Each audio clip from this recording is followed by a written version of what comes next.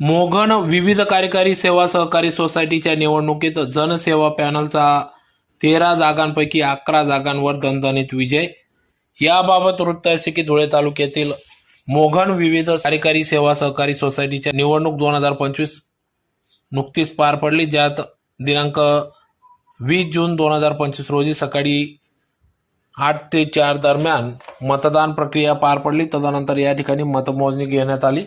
या निवडणुकीत मोघन विविध कार्यकारी सेवा सहकारी सोसायटीच्या निवडणुकीत जनसेवा पॅनल व शेतकरी विकास पॅनल या दोघांमध्ये चुरशीची लढत झाली। 13 जागांपैकी 11 जागांवर जनसेवा पॅनलचे उमेदवार विजयी झाले, तर 2 जागांवर शेतकरी विकास पॅनलला समाधान मानावे लागले। तर यात येत्या काळात शेतकरी हिताचे निर्णय, शेतकऱ्यांसाठी विविध योजना, शेतकऱ्यांसाठी या ठिकाणी उपाययोजना या सोसायटीच्या माध्यमातून आम्ही राबवू असा विश्वास या ठिकाणी माडी यांनी व्यक्त केला। तर या प्रसंगी या ठिकाणी निवडणुकीत पॅनल प्रमुख सुशील माडी, विलास पाटील, विलास लक्ष्मण पाटील, टी.ए. माडी, बटाबिका माडी यांच्या मार्गदर्शनात सदर निवडणूक प्रक्रिया पार पडली। तर निवडणुकीनंतर एकच जल्लोष व्यक्त करण्यात आला।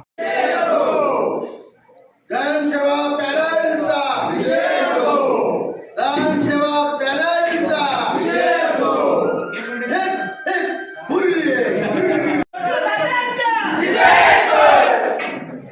समोर मास्टर साहेबांचा विजय हो, मास्टर साहेबांचा विजय हो,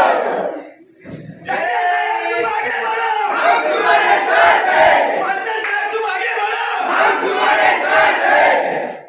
मोघन विविध कार्यकारी सहकारी मर्यादित सोसायटीच्या निवडणुकीमध्ये जनसेवा आणि शेतकरी विकास पॅनल हे 2 या ठिकाणी निवडणुकीला उभे होते। निवडणूक ही जवळजवळ 30 वर्षापासून या सोसायटीची झाली नव्हती।